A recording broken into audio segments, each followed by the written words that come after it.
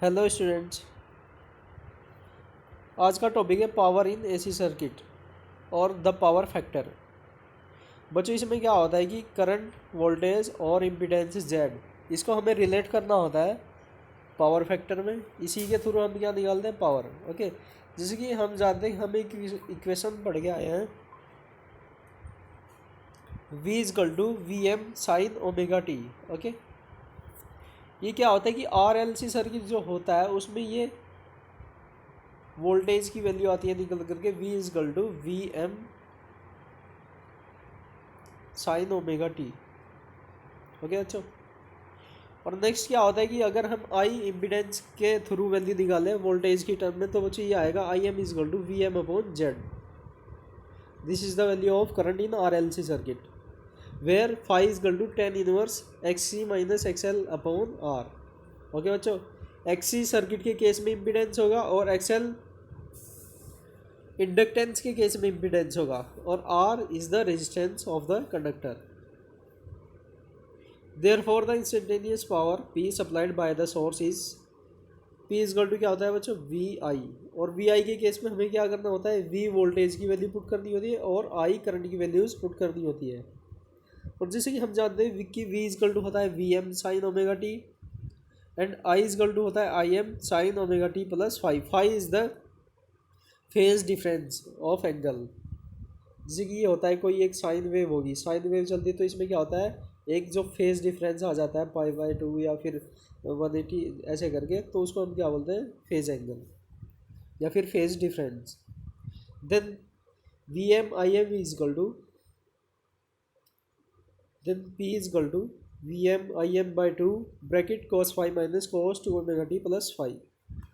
Okay, next जो power आती है बंद करके, P is equal to V M I M upon two cos five and V M upon root two I M upon root two cos five. Then V M upon root two बच्चों क्या होता है, V voltage. Okay, और I M upon root two क्या होता है, current. Then V I cos five and P is equal to I square Z cos five. हम क्या करते हैं, v की वैल्यू आई आर पुट कर देते हैं, और आई आर के केस में आर क्या हो जाएगा, Z impedance. Then we get I square Z cos five. Clear. Next बच्चों इसमें क्या होता है कि चार केस बंद करके आते हैं। केस क्या होगी इसमें, केस फर्स्ट होगा रेजिस्टिव सर्किट। रेजिस्टिव सर्किट एक ऐसा सर्किट होता है जो कि प्योरली रेजिस्टिव होता है। ओके, इसमें क्या होता है कि phase difference five is equal to zero होता है और फाइव इजकल टू वन होता है। Clear, phase difference is equal to zero and cos five is equal to one. Then जो फाइव की वैल्यू आती है बच्चों यहाँ से बंद करके, as you name cos five is equal to one, और वन वैल्यू कोस फाइव में किसकी होती है, cos zero degree. Then five is equal to क्या आ जाएगा बच्चों, zero degree. Okay, next is purely inductive और purely capacitive circuit. Purely inductive क्या होता है बच्चों, जिसमें कि इंडक्टेंस की वैल्यू होती है या फिर ओनली कैपेसिटेंस की वैल्यू होती है। Clear, if the circuit contains only inductor और capacitor, we know that the phase difference between voltage and current is five by two. तो बच्चों अगर प्योरली इंडक्टिव होता है या फिर कैपेसिटिव सर्किट होता है, उसमें जो फेज डिफरेंस बनता है वो होता है pi by two. Therefore cos phi is equal to 0 and no power is dissipated even through a current is flowing in the circuit। और कोई भी करंट का डिसिपेट नहीं होता है अगर सर्किट में कोई भी करंट फॉलो होता है।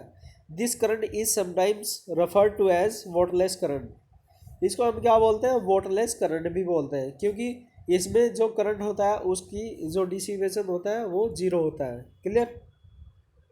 Next is case third, LCR series circuit. LCR series circuit में बच्चों क्या होता है, इंडक्टेंस भी होता है, कैपेसिटेंस भी होता है और रिएक्टेंस भी होता है। क्लियर, और जो फाइव की वैल्यू आती है बंद करिए, फाइव इज इक्वल टू होता है tan inverse X C minus X L upon R. So five may be non zero in R L और आर सी और R C L circuit. Okay, even in such cases power is dissipated only in the resistor।